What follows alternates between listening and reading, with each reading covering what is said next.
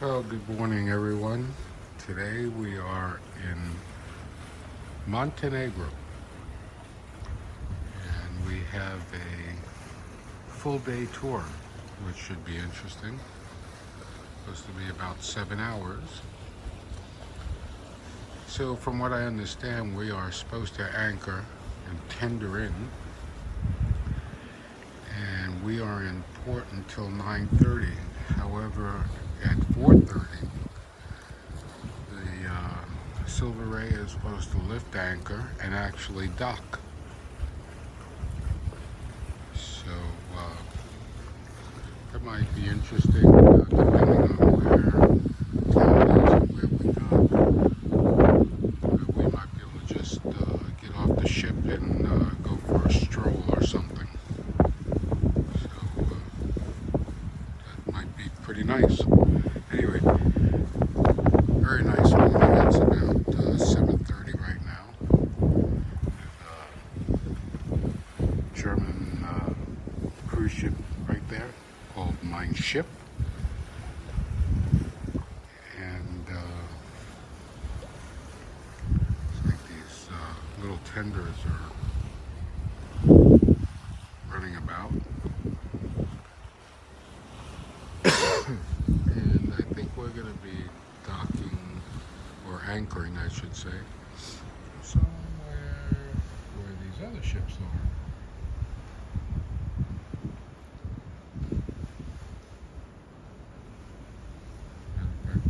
We are coming to a stop right now, I think. Anyway, we're going to get ready for the day, and I'll bring you back for more later.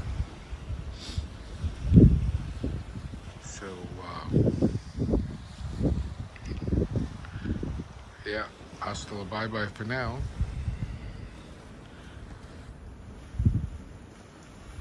And more later as we anchor and see where we are.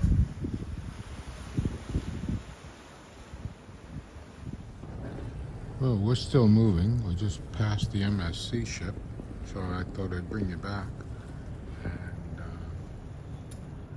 you'll see some of the landscape here. Very pretty.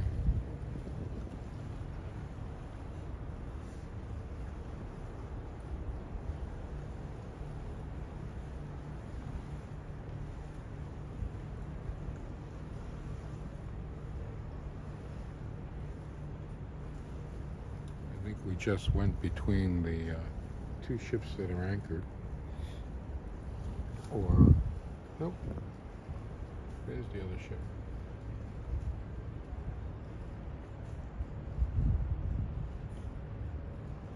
Yeah, I guess that boat is not anchored and is still moving as well.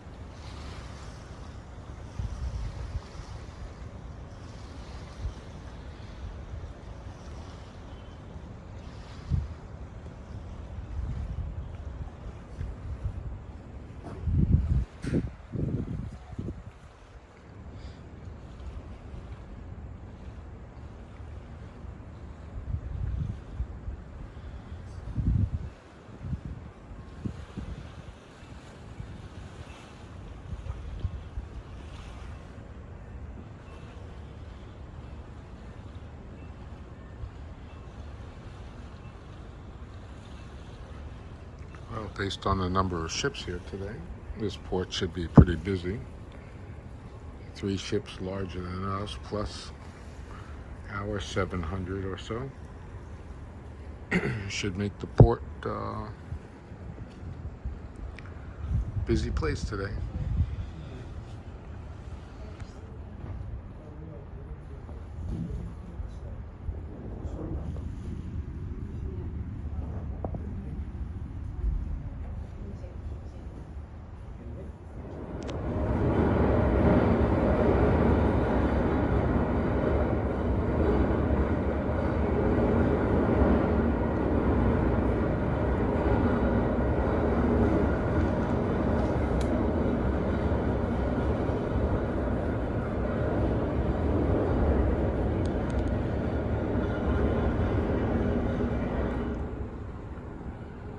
Well, if you just heard that noise,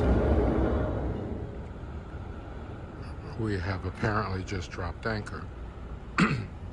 And over there, looks like the tour buses are all lined up. It looks like the tenders are heading that way. So I suspect that that's where we will be heading when we get off the ship.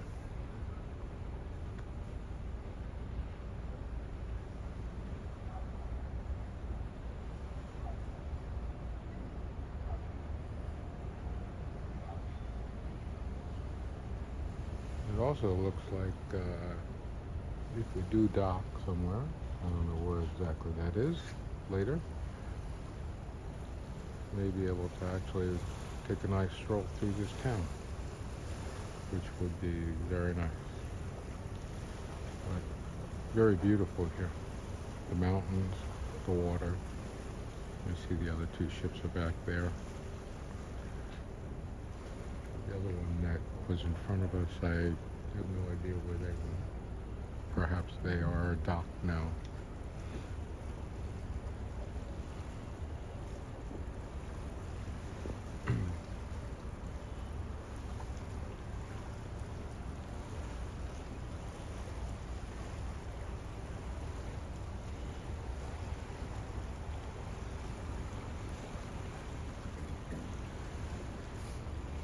Okay. Hasta la bye-bye for now. Well, we've just had breakfast and we are getting ready to start our tour. We're actually waiting for our tender. And we're aft on the ship, and let's take a little bit more video of our surroundings here. Still not quite sure. Oh, that's where we will probably dock. So there's the ship that was in front of us, and that ship has docked. And later in the day, I guess they will be leaving, and we will be taking that spot, supposedly.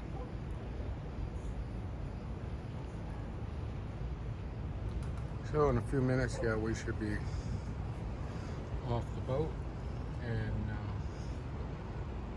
heading on our tour.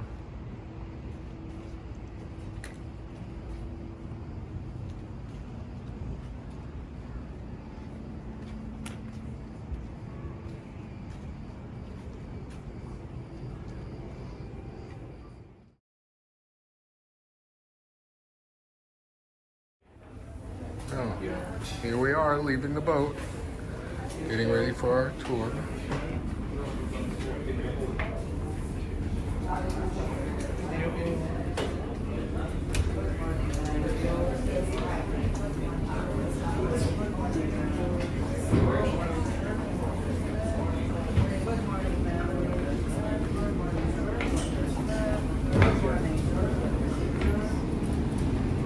Good morning, sir. Good morning. What's your step, sir? Please.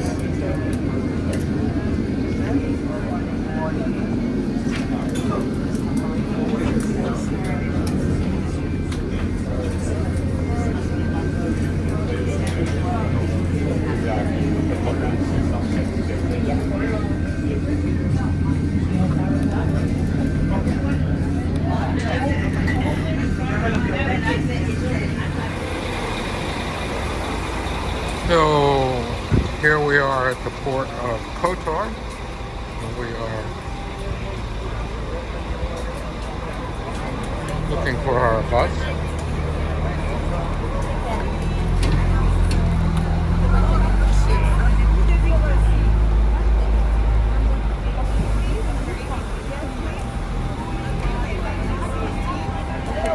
Silversea? Yes, number 19. No, we're going with We together. are together. We are together. Morning. Can I have your tickets? Morning. Morning. Yeah, go ahead.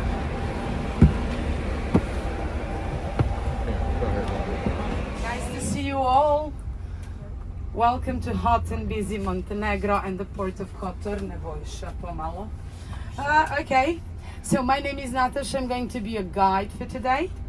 And my dear colleague and our driver, well, his name is a bit tricky because he's called Nebojša. To translate in English, his name basically means fearless, which is a perfect name for today's tour, as you're about to realize, because in this today's tour I can just sit and try to look beautiful, do not talk, and all the burden of the tour is on his back. So we need a very good and safe driver for the tour today. A bit of adventure. Completely safe. That is why we have the fearless as our driver today.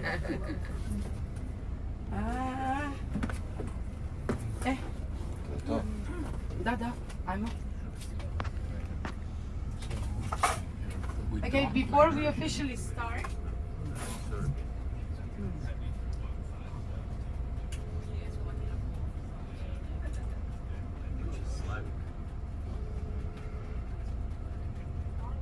dobar dan, restoran Konak. Nataša Velimirović, ovdje vodič za Gorbis Montenegro tura sa ručkom kod vas. Evo ovako, kod mene u autobusu, ja sam znači grupa 18, imam jednu gospođu koja ne jede mleko i mlečne proizvode. I imam jednu gospođu koja ne jede nikakvo meso, znači mogu riba, jaja, sir, jer nam je rečeno da najavimo te restrikcije.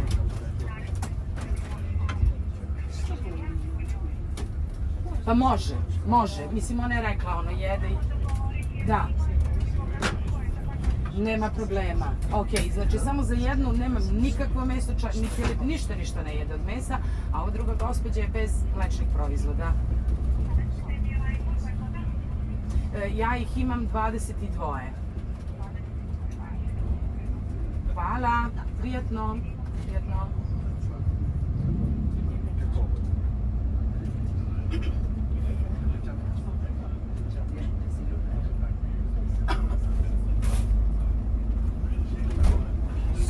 Dairy means no cheese as well, or you can eat the cheese. No. If it's goat cheese, as long as it's not cow cheese.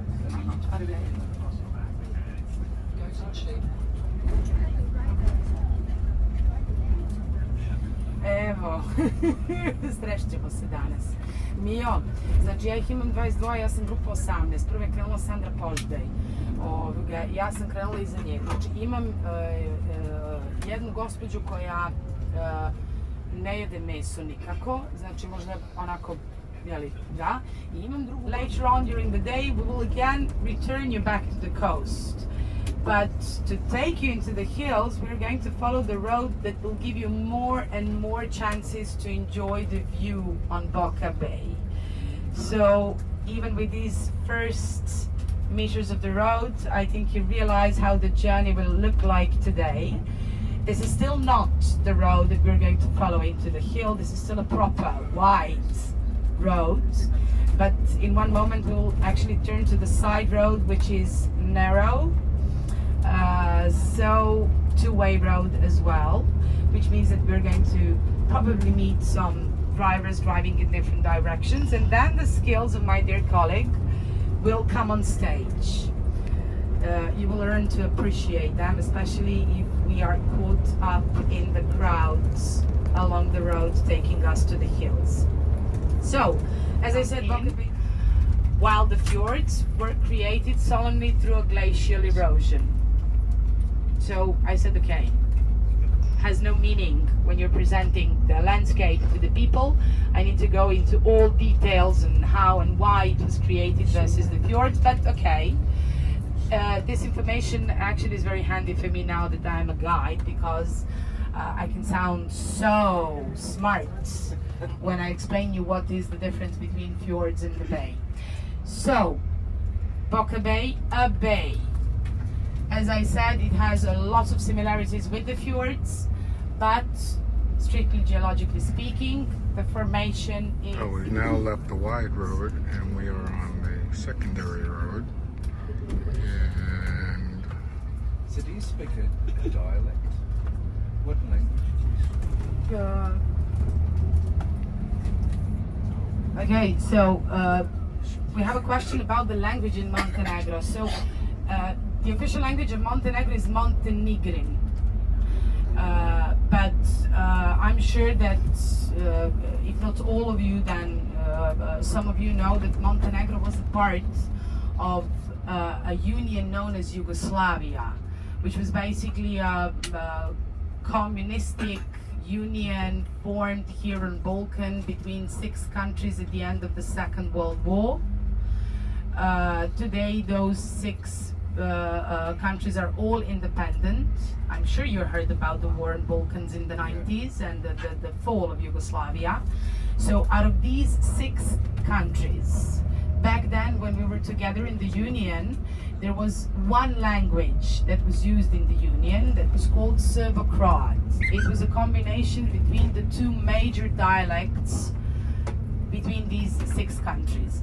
Now, after the fall of Yugoslavia, 4 of these countries, I told you, we need to have a good driver on our side, especially the one with the good reflexes. They tend to drive a bit faster down the hill along this road.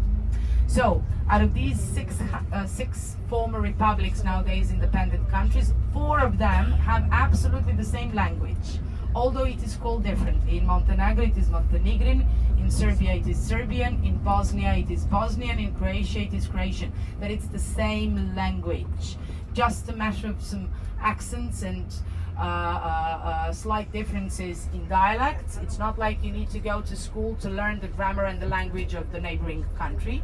So in this case I'm speaking Serbian because I was born and raised in Belgrade.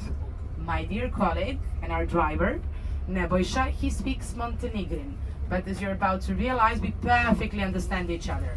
So we are speaking 2 different dialects, but it is the same language. And then if we would go to Croatia together, we would be able perfectly to communicate with the Croatians. And then if we get along with, if we take one Croatian with us and we go to Bosnia to be busy for the next 500 years, fighting with them constantly to liberate the territories that they invaded.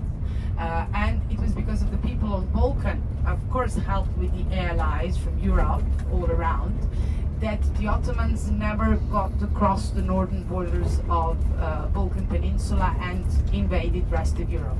If there wasn't for us for 5 centuries fighting them here in Balkan, who knows how Europe demographically and I have to say religiously would look like today. So the Ottoman Empire was big, strong. They had an amazing army that was beautifully equipped. So the best rifles, the best pistols, the best military equipment you could find in the history of the European continent before the modern weaponry was the military equipment of the Ottoman Empire. So no wonder that Europe was dreading of them and was afraid that they will actually succeed in invading the countries of Europe. Now, Montenegro was one of the first countries here in Balkan Peninsula at the line of the Ottomans' invasion. Starting from the half of the 15th century until the end of the 15th century, and to start construction of the road between Boca Bay, Kotor and Cetinje, all across the hills of Lovćen. When Josip Slade came here, without any knowledge in geology, it took him only one look at these mountains and hills of Lovćen to realize that Lovćen is a mountain of limestone and a granite. Now the limestone, even in the 19th century, was not such a huge problem for the machines and the equipment that the Austrians had regarding road construction. He knew that it will be very easy to smash the rocks and to carve the road through, but granite, that was a problem. Austrians in 19th century didn't have the explosives and the machines that could successfully break the granite rocks.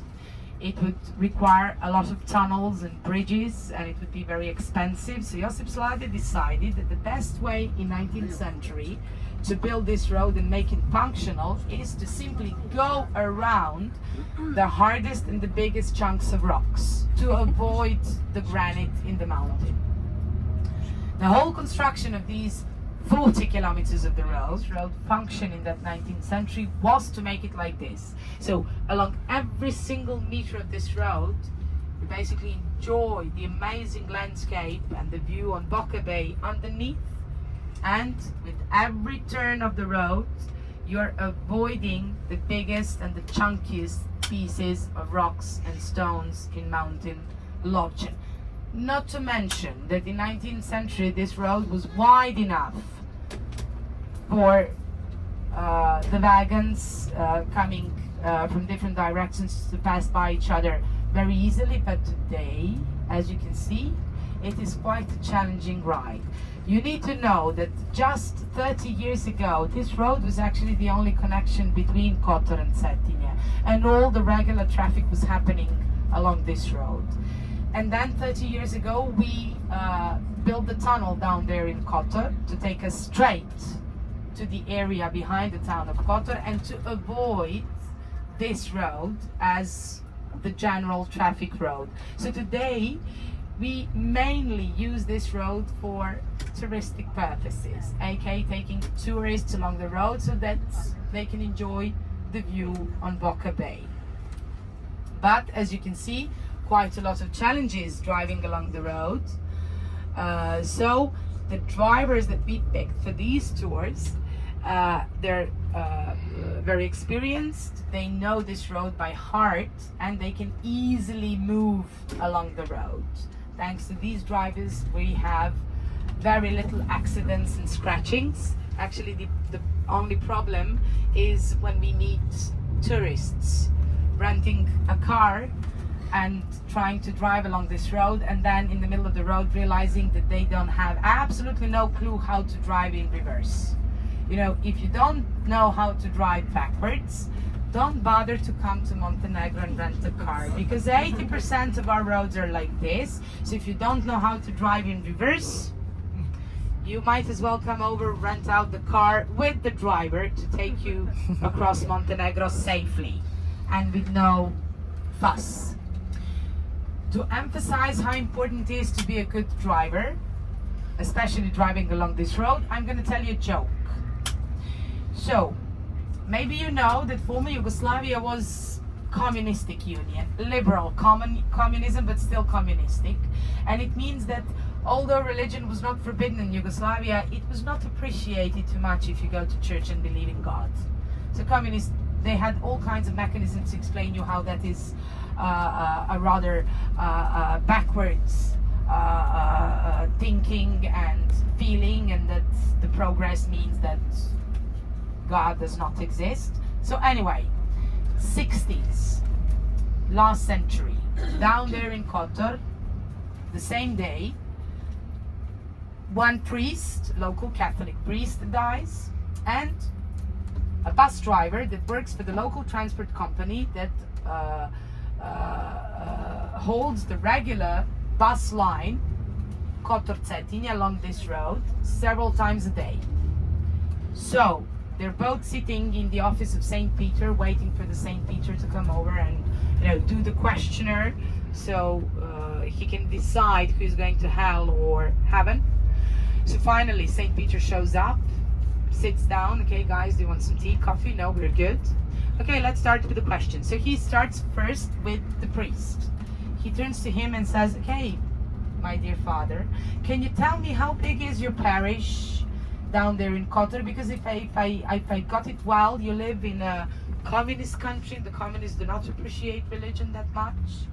So the priest goes, yes, you're right, people are afraid to come to church. So my parish is rather small. I have maybe a dozen of people coming to the Sunday Mass in the church. So St. Peter asks him, okay, so can you calculate roughly how many amens you get from a dozen of people on a Sunday Mass? And the priest goes, well, one at the beginning, one in the middle, and one at the end. So I would say some 36 amens from 12 of them. So St. Peter says, okay. And then he turns to the bus driver and tells him, okay, my good man, if I understood well, you work for the local transport company down there in Kotor. And the driver goes, yes.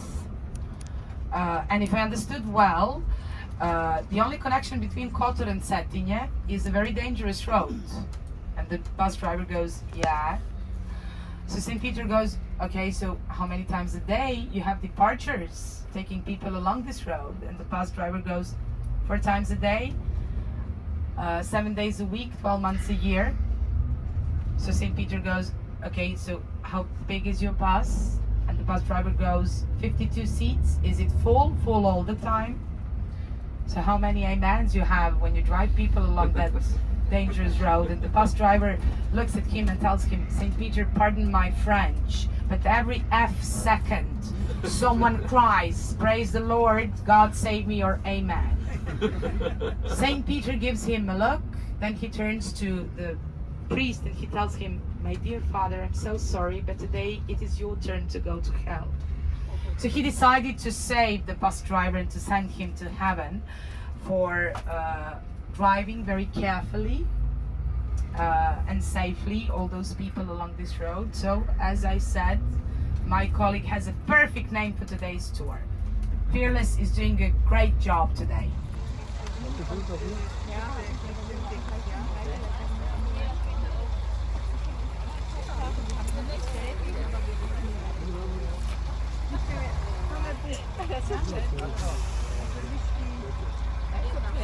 Quite a view up here. There's our ship down below. That's the Silversea. That's probably where we'll be docking later. There's the other 2 ships. And then the other way where we came in, you can see where the airport is.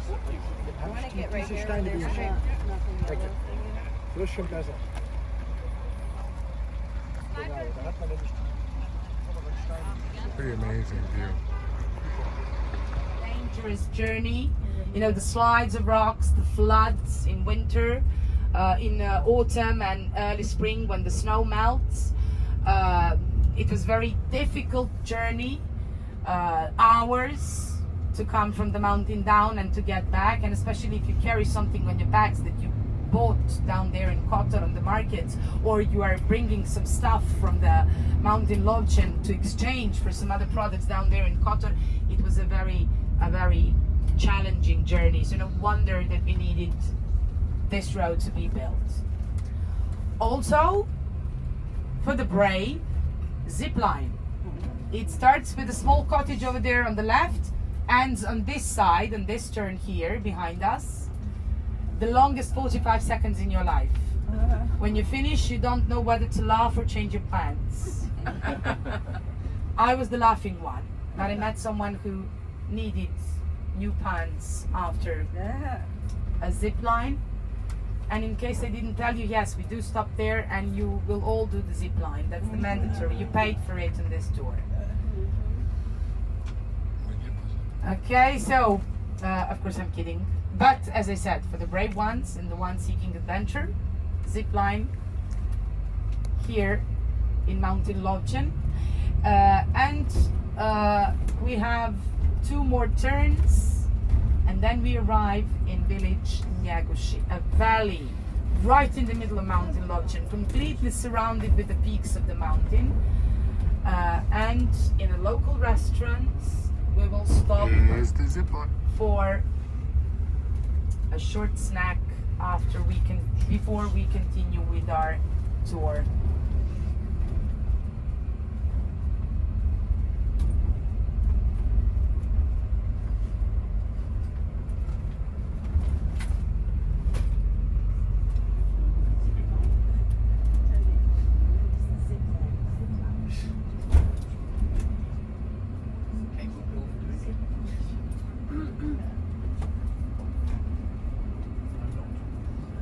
Okay, we entered village Njegoši. Historically, this village is important for us because family Petrovic, the royal dynasty that ruled the country for 222 years and gave 7 rulers to Montenegro, they come from this village here. Nicola, the only king of Montenegro, was from this village. Today this is a very popular touristic stop, but also there are a few other villages in this area. Mountain Lochin in general has a very healthy air, so regularly we send children from the schools from the coast and the inland to come here for their holidays so that they can breathe some fresh air, enjoy the amazing nature, eat some proper organic food, and learn about the history of Montenegro. So, Does it snow? in a couple, yes.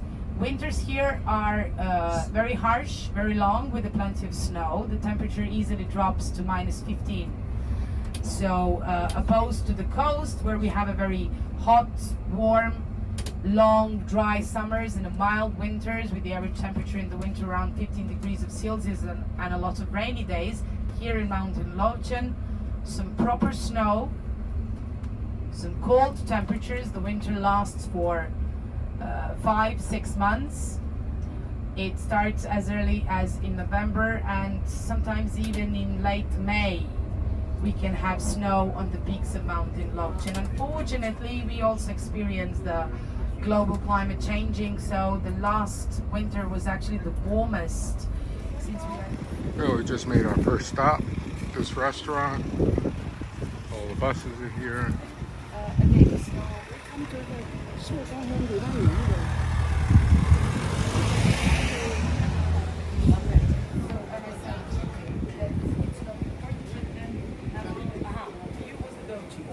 Okay, and where is the lady with no meat? Over there. Okay. Where's the lady with no meat? Pain in the butt. Oh, pain in the ass. He returned to Montenegro from the school in Trieste in Italy. He accepts the crown of prince. He marries Milena and he becomes Prince Nicola. It was 1910, after 50 years, that Nicola decides to cancel the Senate and to crown himself as a king. And the reason why he did that was that he hoped to be the king of Yugoslavia. You see, the idea of Balkan countries uniting in a strong bloc, it didn't start with the communists during the Second World War. It was the idea from the early years of the 18th century, when countries in Balkan, realizing that their history is mostly shaped with fighting the enemy, because Balkan being in between the two worlds, the east and west, and having plenty of a fertile land, plenty of poor Montenegrin royal family, having the longest history of constant control of the throne in one country of the Balkan, will be the chosen one to rule the overall union. But guess what? In 1916, the second year of the First World War, the political climate in Europe rapidly changes. European royal families are losing the influence. There are the echoes of the upcoming Russian communist revolution, the communistic ideas all across. Here on Balkan, Nicola is accused by Montenegrians that he takes more notice about the rights of Serbs in Serbia in the First World War, more concerned about how and whether Serbia will survive than his own little country of Montenegro. So the political elements that were strongly for independence and against the union are putting a pressure on the royal family and the members of the government. And also because of the war, the actual danger, that new union, he actually needs to return the crown because there could not be two kings in Yugoslavia. And the king of Yugoslavia actually becomes Nicola's own grandson. Nicola's firstborn daughter Zorka married Pavle Karađorđević, the Duke of Serbia, and family Karađorđević will be the chosen one to give the king to that Yugoslavia after the First World War. And the king was no other than the son of Zorka and Pavle, Alexander. And Alexander was a grandson of Montenegrin king Nicola. So actually the grandfather loses the crown because of a grandson. Apparently Nicola was highly disappointed. He died just 3 years after the end of the First World War in 1921 in Kapdantip. In 1923, Milena, his wife, also dies, and their two bodies are upon the order of their daughter Jelena, aka Helen of Savoy, aka Queen of Italy, married to Victor Emmanuel, the last Italian king. Their two bodies were transported to the church in Bari in Italy, where Nicola and Milena will have to wait until 1989 so that their bodies will finally be transported back to Montenegro and buried in the little church which Nicola built during his lifetime, hoping that he will be buried in that one afterlife. So from 1923, the year of Milena's death, all the way until 1989, King and Queen of Montenegro had to wait to be returned and buried here in Cetinje in Montenegro. Okay, we arrived in Cetinje. So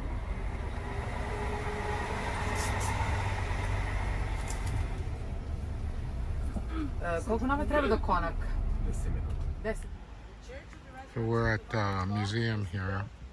It's the royal family, and buried over there at the church, and we're walking around. Nice park.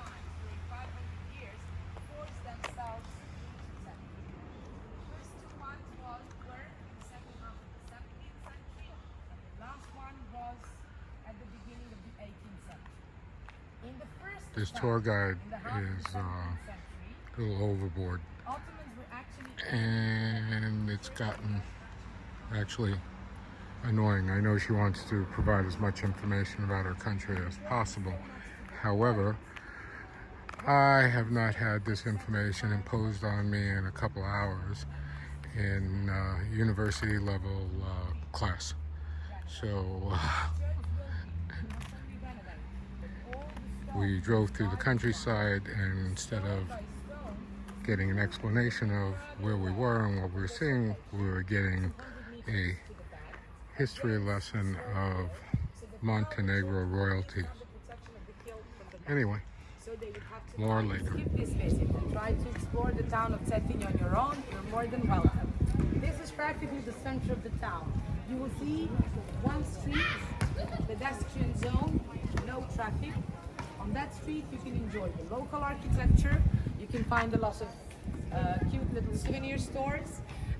There are some cafes serving amazing coffee. We're famous for our coffee. Okay, we're in the town center. What town this is, I have no clue, because the tour guide has just been, in my opinion, awful. I would have liked to have seen a map of where we've been, where we're going, what towns we've been through. And in lieu of that, it's been a history lesson of Montenegro's royalty. Anyway, so we left the group back in the museum, and we are walking around the little town square. And we're going to walk down this way a little bit, and then we'll turn around and walk the other way a little bit. Yeah.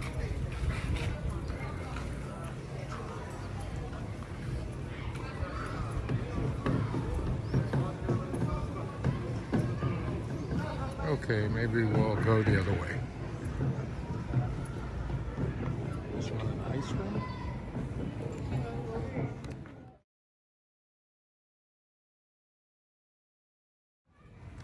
Okay, so we just had coffee. And we're leaving the town now. And coffee was excellent. And it looks like might be getting ready for a little storm. But yeah, our break here is over. And we are supposed to be heading towards lunch. It's about 7 minutes after 1. We're supposed to be back at the bus at 1:15. And then I guess it'll be lunch, and then I think back to near the port where we'll be guided around Kotor. So, yep, hear a little thunder. Yeah, that's what I wanted to know. That's what I got. Basically, she was saying, Okay, boys and girls, so here we are at our lunch stop, and this is the place, and us and a couple of hundred other tour bus people are all here together. And you can see the buses out there. Hi. hello, And where are you from? Florida. Oh, nice.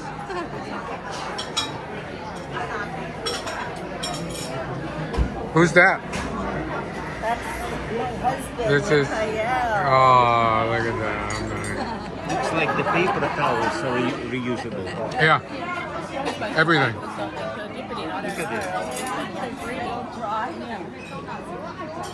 Yeah, they wash them. They wash them and they press them, bring them back out. This is traditional Spalding. You play racquetball with it. Okay, more in a bit. This is not the main course. Oh yeah. Budva, excuse me.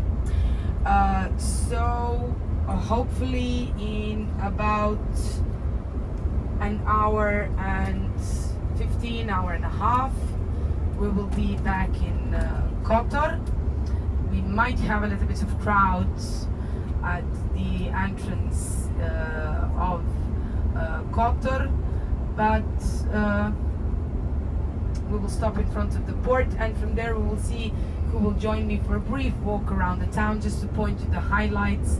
Most of it I will explain you as we drive along, and then when we arrive in the town, just pointing you the highlights of the town, so that those of you who decide to join me and decide to stay in the town for a little longer and explore it on your own, you have the idea why Kotor is so special. And anyway, those of you who decide not to join me but to return to the cruiser, as I said, we will be dropping off in front of the port's gate. So from there you just enter the port and find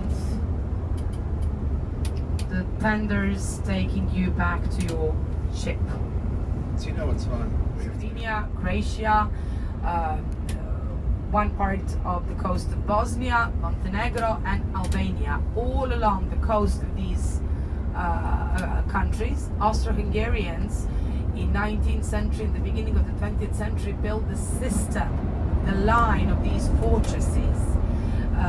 Several hundreds of them. Just here in Montenegro we have around 80 of them. They're usually built on the top of the hills, above the towns, above the coast, or on the islands and islets. and their main purpose was not to protect Austrians while they were controlling the coast from the potential attack from the sea, because Austrians were superb in 19 and the beginning of the 20th century in the sea battles. There was no military force strong enough to cope with the Austrians on the sea, but they were more afraid of the possible attacks from the inland. So those are mostly round structure of fortresses, and it is a combination of the barracks for the soldiers, wells for collecting the water, so the soldiers would always have a fresh water, and also the military headquarters with the ammunition barracks as well. Now, underneath us, below the road, that town is Budva.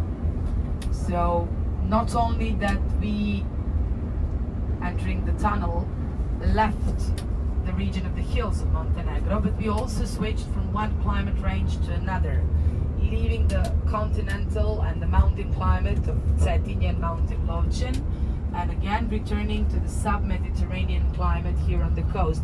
If we would walk down by this road, the moment you would exit the tunnel, you would feel a different air, more warmer. So on the other side of the tunnel, it would be still a bit fresh, a little bit of breeze, but on this side of the tunnel, it is again a warm weather of Montenegrin coast. Has actually digged out an ancient cemetery and analyzing the material found on the location, aka the items that were buried along with the deceased ones, they established that the cemetery was active in the 5th century before Christ. And you see, when Sophocles was describing the town and the scenery around, he mentioned that it was the town on a small peninsula surrounded with defensive ramparts, with a big market in front of one of several gates that town had, facing both the mainland and the sea, and in one corner of the market a city cemetery.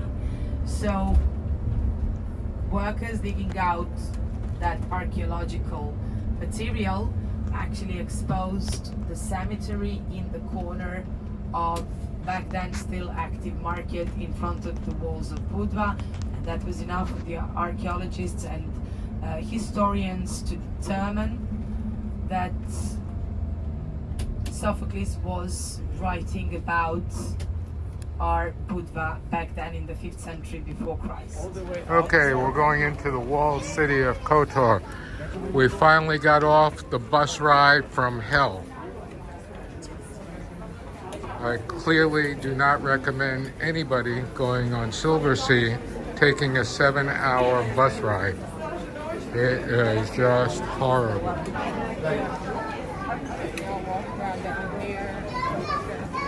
Where did she go? Did you ask her about? No, I didn't.